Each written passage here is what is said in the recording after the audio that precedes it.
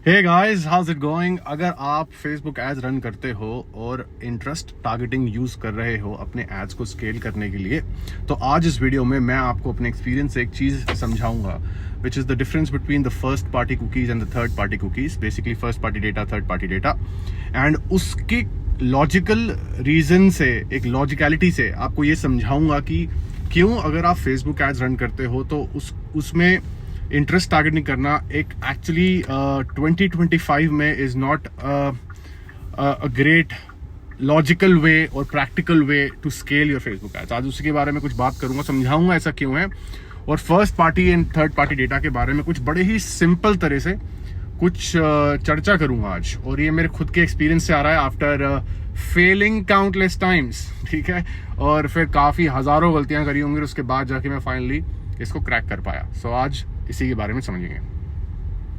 तो सबसे पहली चीज जो हमको समझनी है वो ये है कि फर्स्ट पार्टी और थर्ड पार्टी डेटा में फर्क क्या है from the perspective of Meta, ठीक है। सो डिफरेंस क्या है उसमें, तो डिफरेंस समझाता हूं बड़े सिंपल तरह से। एक ना यूजर जर्नी को सोचो। जब एक यूजर जर्नी को सोचोगे तो इस चीज को समझना बहुत आसान हो जाएगा। आपने एक एड रन करी, एड्स मैनेजर में गए, आपने एड डाली, कैंपेन एड सेट वगैरह लॉन्च किया, उसके अंदर एड डाली और लॉन्च कर दी, ठीक है। अब एक यूजर के पर्सपेक्टिव से समझते हैं। यूजर फेसबुक या इंस्टाग्राम पे स्क्रॉल कर रहा था, उसने आपकी एड देखी तो उसने क्लिक किया, क्लिक करके वो आपके लैंडिंग पेज पे चला गया। यही होता है typically process. Anything that is happening outside of Meta's ecosystem, which means कि अगर ये वो क्लिक करके मेटा के बाहर गया, जो कि अक्सर केसेस में होता है, 90% केसेस में ऐसा ही होता है कि अगर वो मेटा के इकोसिस्टम से, प्लेटफॉर्म से बाहर चला गया, मेटा के इंस्टाग्राम, फेसबुक से वगैरह, अगर इससे बाहर चला गया तो वो थर्ड पार्टी डेटा कंसिडर किया जाएगा। ओके, ये वो थर्ड पार्टी हो गया। अगर फर्स्ट पार्टी इज जो भी चीज एक यूजर मेटा प्लेटफॉर्म के अंदर रह के कर रहा है वो फर्स्ट पार्टी हो गया। So for example likes, comments, sending a message और DM on Instagram etcetera, stuff like that, share करना, अगर वो मेटा के प्लेटफॉर्म के अंदर ही रह के कर रहा है तो वो फर्स्ट पार्टी है। और जैसे ही वो user outside of Metas ecosystem चला गया तो वो थर्ड पार्टी हो गया। इस तरह से इस चीज को समझो, ठीक है। अब पता है क्या है कि ये चीज ऐसी है कि जब मैं किसी से शेयर करता हूं तो 10 में से 5 को नहीं पता होता, उसमें कोई प्रॉब्लम नहीं है, मैं एक चीज बता रहा हूं, 10 में से 5 को नहीं पता होता। और फिर जिन 5 को पता होता है ना, वो एग्जीक्यूट करने के टाइम पे ये चीज को वापस कॉल आउट करना भूल जाते हैं या रिकॉल करना भूल जाते हैं, जिसके बेसिस पे उनको अपनी मीडिया बाइंग डिसीजंस लेने चाहिए।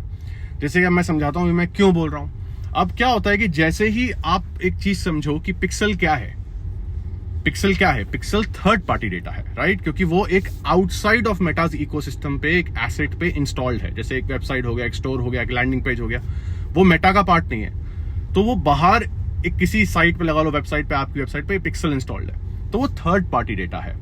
अब इंटरेस्ट टारगेटिंग अगर आप करके इसको फॉलो करते हो तो मैं आपको ऑलरेडी बता रहा हूं कि it's the death of third party cookies, third party data. आप इसके बारे में रिसर्च कर लो, मेरी बात बिल्कुल भी मत सुनो। ये मत सोचो कि यार रोहन ने आके बोला है तो मुझे सुनना है, वैसे आप सुन सकते हो, बट अपना पूरा रिसर्च करो, पूरे अपने आप को श्योर हो जाओ, सर्टेन हो जाओ, कॉन्फिडेंट हो जाओ about what ever I am saying, और फिर ही इस चीज को फॉलो करो, वरना मत करो।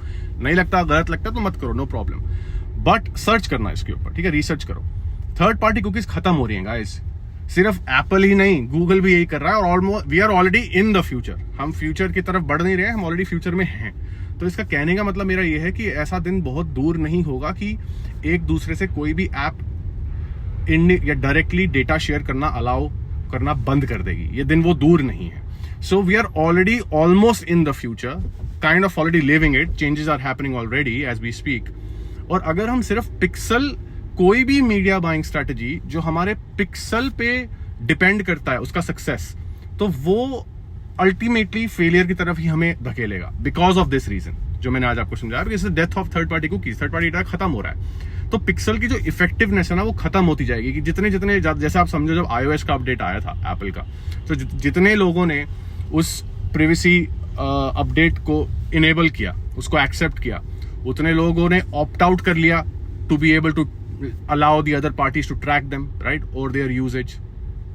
Similarly, सोचो अब गूगल कर देगा, Google is the king, right, Google is equal to internet, right. सोचो अब गूगल ने भी ऐसा कर दिया तो मेटा के पास कहां से रिलायबल डेटा कहां से आएगा, कि वो एक्यूरेसी कहां से आएगी डेटा की, नहीं आएगी। कॉमन सेंस वाली बात है।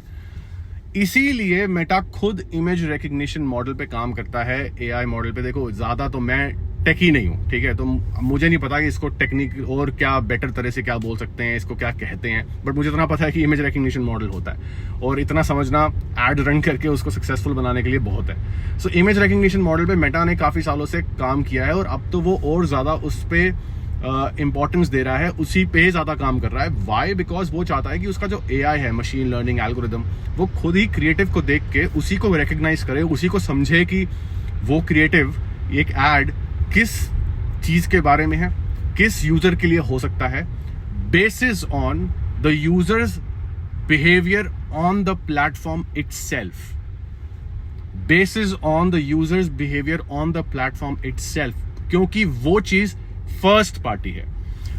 एग्जाम्पल देता हूं और अच्छे से समझाता हूं, आज आपका माइंड ब्लो होगा ही होगा, ठीक है। और सारे, अगर आप ऑलरेडी एड्स रन करते हो और इंटरेस्ट टारगेटिंग वगैरह कर रहे हो, तो आज आप सब चीजों को क्वेश्चन करोगे अपने माइंड में, और बहुत अच्छी बात है, करना भी चाहिए।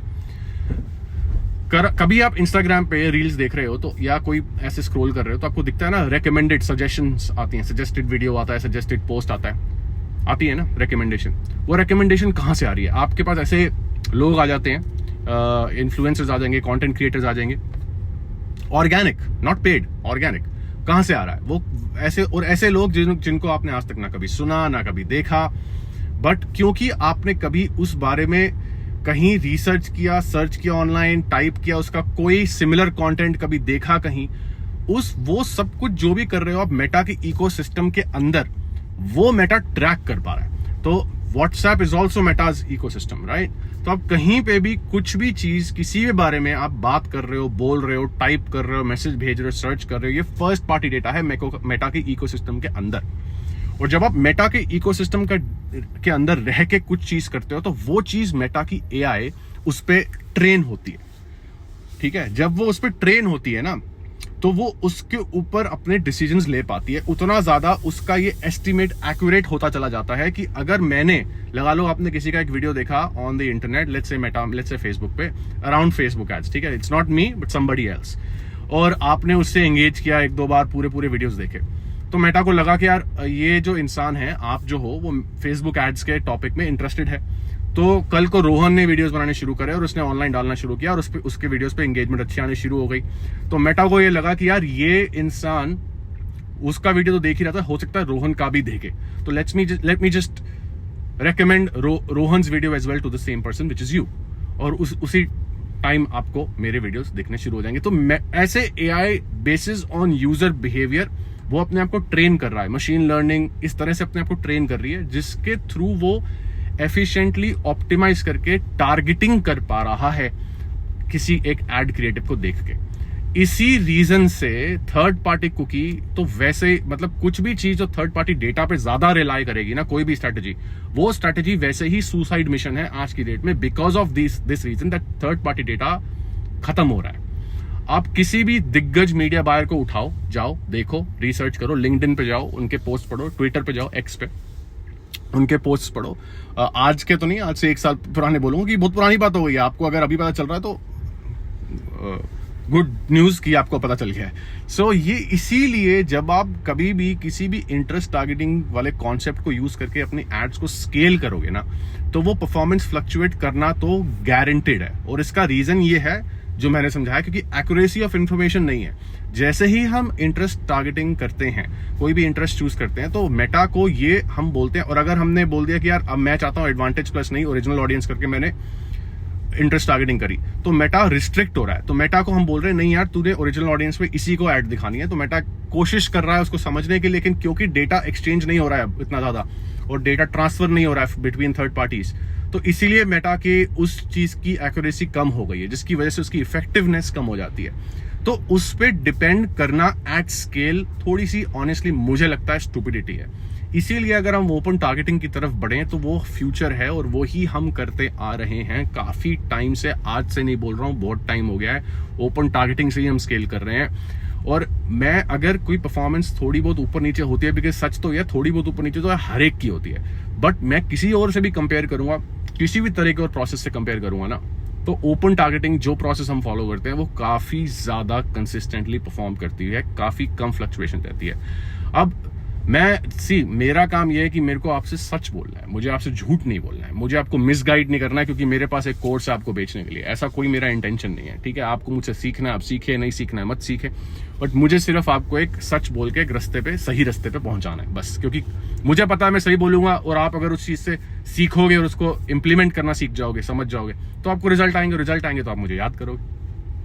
That's all that I need. So अब मैं आपको एक चीज ऑनेस्टली सच्चे दिल से बताता हूं कि एड्स की फ्लक्चुएशन 2 रीजन की वजह से होती है, इनकंसिस्टेंसी इन परफॉर्मेंस। पहला मीडिया बाइंग स्ट्रेटजी, उसके बहुत सारे रीजन है। थर्ड पार्टी फर्स्ट पार्टी का जो मैंने आज आपको समझाया वो वन ऑफ द रीजन है, उसके अलावा बहुत सारे रीजन होते हैं। तो मीडिया बाइंग स्ट्रेटजी एक रीजन है जिसकी वजह से परफॉर्मेंस फ्लक्चुएट होती है। सबसे कॉमन रीजन एक तो ये होता है, और दूसरा होता है anything to do with the marketing strategy, कि आपका प्रोडक्ट, आपका ऑफर कितना ज्यादा स्केलेबल है, कि आपकी जो मार्केट है उसको आप कितनी ज्यादा, उसका मतलब size of your potential market कितना है, not from the perspective of interest targeting, कि मेरा ऑडियंस इंटरेस्ट का साइज कितना है, ना, आपके प्रोडक्ट का पोटेंशियल मार्केट साइज कितना बड़ा है, उस पर भी डिपेंड करता है कि आपका प्रोडक्ट या आपका ऑफर कितना स्केल करा जा सकता है। और एडवर्टाइजिंग में it's better if we build to scale from the start versus we micro niche ourselves and then we start to expand. It's a very different approach, because it depends. अभी के जैसे अगर मैं बहुत ज्यादा मेच्योर मार्केट में चला जाऊं, जैसे एग्जांपल देता हूं, अगर मैं यूएस में चला जाऊं और मैं अपनी एजेंसी सर्विस सेल करने लग जाऊं, तो यूएस में क्या है मार्केट, अगर मैं एजेंसी सर्विस सेल भी करूंगा ना यूएस में, तो चांसेस ये हैं, अगर मैं माइक्रो नीश अपने आप को कर भी दूंगा कि एक स्पेसिफिक एवेटार के लिए अपनी सर्विस बनाऊंगा, तो चांसेस है मैं फिर भी सक्सेस अचीव कर लूंगा relatively easier than doing the same thing in India at this point. Why? Because अभी India as a market is not as mature and as sophisticated as United States of America, जिसकी वजह से the potential size of a specific avatar, for instance, may not be as big, may not be as huge as USA, because USA more mature है, more educated है, more informed है, more sophisticated है। Understood?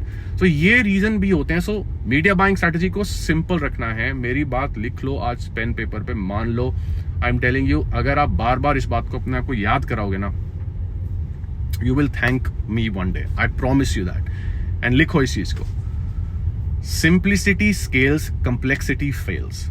Simplicity scales, complexity fails. अगर आप कोई भी media buying strategy जो complex है, जो कि 99% मीडिया बाइंग स्ट्रेटजीज होती हैं स्केल पे, वो आप कभी स्केल कर ही नहीं सकते, होगा ही नहीं। ओके, ये नेचर ही नहीं है उस गेम का। So that's number one. And same logic applies in your marketing strategy. Anything that is complex you will not be able to scale it. अगर मैं आपको एग्जांपल्स दे सकता हूं यार, अगर आप कोचिंग बिजनेस में हो, मैं आपको दोनों एग्जांपल दूंगा, दो एग्जांपल, ई कॉमर्स में और डिजिटल प्रोडक्ट्स में, ठीक है, क्योंकि हम सारे इन बिजनेस में काम करते हैं और करना चाहते हैं और कर रहे हैं। सो पहला, कोचिंग बिजनेस, आप अंकुर वारिको को देखो। अंकुर वारिको अपने कोर्सेज सेल करते हैं, 1000-1500 के एवरेज ऑर्डर वैल्यू रहता है उनका, और कितने मासी प्रोडक्ट्स हैं, right? He is selling a course on communication. He is not saying become a public speaker. It's not a niche product. It's a very it's a little massy product. It's for everybody. Anybody who struggles or who wants to become better in communication, at communication, वो उनका course उनके लिए और direct add से cell कर रहे हैं। मास, not that anybody is going to want it. Of course, हर राह पे, रोड पे चलता हर इंसान उसको नहीं चाहिए वो चीज, बट तो थोड़ा नीच तो है, बट इतना भी माइक्रो नीच नहीं है, नैनो नीच नहीं है, समझ गए? तो बिल्ड टू स्केल है स्टार्टिंग से, क्योंकि इंडिया में एट दिस पॉइंट ये लॉजिक काम करता है, बिकॉज इंडिया अभी उतनी ज्यादा मेच्योर एंड सोफिस्टिकेटेड मार्केट नहीं हुई है, विच मीन्स इतनी ज्यादा अवेयर नहीं हुई है जितना आप सोच रहे हो शायद, जो आपको बताया जा रहा है। वरना अंकुर वारिको जैसे इंसान को सक्सेस कैसे मिलती है, उनके कोर्सेज क्यों बिकते, आप सोचो। और भी रीजन है, ऑफकोर्स उनकी सोशल मीडिया प्रेजेंस है, वो इन्फ्लुएंसर हैं बहुत बड़े, and I like him personally, and हो सकता है वो भी एक रीजन है, हो क्या सकता है ही, बट लॉजिकली मार्केटिंग पर्सपेक्टिव से ये एक रीजन है। उनके और बाकी कोर्सेज भी हैं, सारे काफी मासी प्रोडक्ट्स हैं। That's one. Second is let's talk about e-commerce business. आप कितने brands देखोगे which are very generic, like they are selling things, stuff that are generic stuff, like there's nothing special in the product. जैसे कि मैं for example अगर हम बात करते हैं let's say a brand like Adidas और Nike, right? अब आपको उनके products दिखेंगे, एक हुडी दिखी जैसे for instance, तो उस हुडी में आपको कुछ ऐसा डिजाइन में स्पेशल नहीं दिखा जो बाकी किसी ब्रांड के डिजाइन में आपको नहीं मिलेगा। शायद मिल जाएगा, राइट, क्वालिटी भी हो सकता है मिल जाएगी, बट उस ब्रांड की परसेप्शन इतनी ज्यादा बन चुकी है मार्केट में कि ऑलरेडी ब्रांड वैल्यू है, plus on top of it उनका जो मार्केटिंग मैसेज होगा, जिस तरह के वो प्रोडक्ट को पोजीशन करेंगे, वो in it self is a little मासी। सिमिलरली, क्योंकि अब एक market e commerce, same example के अंडरस्टैंडिंग से एक और चीज समझाता हूं कि क्योंकि वो मार्केट इतनी अब ज्यादा, क्योंकि everybody wears sweatshirts, clothes, right, so इतनी ज्यादा अवेयर मार्केट है। अगर मैं ऐसी मार्केट में 1 स्टेप नीश या 2 स्टेप नीश कर लूंगा अपने आप को, तो चांसेस है मैं फिर भी स्केल कर सकता हूं। मैं नाम भूल गया हूं ब्रांड का, बट काफी ब्रांड्स हैं जो कॉर्पोरेट सेक्टर को टारगेट करते हैं कपड़ों का। वो बोलते हैं कि कैसे रिंकल फ्री है, राइट, कि स्टेन फ्री है, ये सारी टेक्नोलॉजी को, फीचर्स को सेल करते हैं, और वो स्केल कर पा रहे हैं। क्यों? बिकॉज उनकी, इवन दो दे हैव नीश्ड कोई वर्ड भी है, I don't know, even though उन्होंने नीश डाउन किया है अपने आप को, लेकिन फिर भी नीश डाउन करने के बावजूद वो इतना बड़ा मार्केट साइज पे की तरफ बढ़ रहे हैं कि फिर भी वो स्केल कर पाएंगे, क्योंकि उस प्रोडक्ट की डिमांड है, वो प्रॉब्लम काफी बड़ी है, जेनेरिक है, स्पेसिफिक नहीं है, जेनेरिक है, और स्टिल मासी है। So why don't we build to scale? And the reason मैंने ये आपसे इसलिए शेयर किया आज, कि 2 रीजंस की वजह से, वापस देता हूं रिकैप, 2 रीजंस की वजह से लोग अपनी एड्स स्टेबिलिटी के साथ स्केल नहीं कर पाते। Reason number 1 is a media buying strategy. The media buying strategy is completely complicated, and वो डुप्लीकेट कर रहे हैं हर दिन, नई चीज, फायर फाइट है, माइंडसेट कर रहे हैं, ठीक है, तो 4 बंदे लगे हुए एक एड अकाउंट के अंदर, तो ये स्केल कर ही नहीं सकता, ठीक है, अप्रोच ही प्रॉब्लमैटिक है। और पहले देखो तरीके नहीं थे, अब तो तरीके हैं, अब तो एआई, मशीन लर्निंग और जरा सॉलिड हो गई है, तो अब तो एक्चुअली आप सिंगल कैंपेन स्ट्रक्चर जो हम फॉलो करते हैं वो सिंपल है, पीसफुल है। और अगर हमारी एड्स ऊपर नीचे होती हैं, जो कि कई बार होता है गाइस, मैं भगवान तो नहीं हूं, ठीक है, कई बार होता है, तो हम ये नहीं सोचते कि मीडिया बाइंग में प्रॉब्लम है। मैं ये सोचता हूँ फिर दूसरी bucket of area of challenge, which is marketing strategy, कि मेरे प्रोडक्ट में क्या वो एड्स में स्केल के लिए रेडी है, क्या मेरा प्रोडक्ट का पोजीशन स्केल के लिए रेडी है, क्या मैं सही तरह से उसको सही पर्सोना की तरफ उसको पोजीशन कर पा रहा हूं, क्या मेरी go to market strategy scale के लिए रेडी है। उन जगहों पे मैं फिगर आउट करता हूं उस चीज को सिंपल तरह से बिल्ड ही मैं चीज को कोशिश करता हूं स्केल के लिए करूं। I start with the aim of trying to scale something when I am trying to build a business जो एडवर्टाइजिंग पे डिपेंड करता है, तब मैं थोड़ा कोशिश ऐसे करता हूं। आज की डेट में अगर इंडियन मार्केट में हम बिजनेस रन करते हैं तो हाँ, मेरी अप्रोच थोड़ी सी बदल जाएगी अगर मैं यूएस में जाऊंगा अगेन, लेकिन इतनी भी ज्यादा माइक्रोनिश नहीं करूंगा कि वो स्केल बिल्कुल भी ना हो पाए। समझे? डिपेंड करता है बिजनेस मॉडल क्या है एंड मेरे मार्जिन क्या है, उन सब चीजों पे। बट आज मैंने सोचा कि आपको ये चीज समझाऊं। सबसे इंपॉर्टेंट चीज, बेसिकली 2 चीजें समझी आपने कि इंटरेस्ट टारगेटिंग से क्यों स्केल नहीं करना चाहिए, उसका एक लॉजिकल रीजन आज समझाया, और दूसरा कि ये भी समझाया कि किन रीजंस की वजह से लोगों की परफॉर्मेंस फ्लक्चुएट होती है। बताना ये वीडियो कैसा लगा, क्वेश्चंस पूछना। ये आज का वीडियो भी आप लोगों के कमेंट्स देख के ही बनाया गया है, तो कमेंट करके जरूर बताना, जरूर पूछना क्वेश्चन, या बताना क्या सीखा, कैसे लग रहे हैं वीडियोस, और कोई भी क्वेश्चन हो पूछना। मेरी टीम जरूर देखती है, मुझ तक पहुंचाती है, और जिसके ऊपर फिर हम वीडियोस बनाते हैं अगर हमें कॉमन क्वेश्चन दिखते हैं। तो प्लीज कमेंट करना, जरूर बताना। बाकी मिलते हैं अगले वीडियो में। God bless you, take care.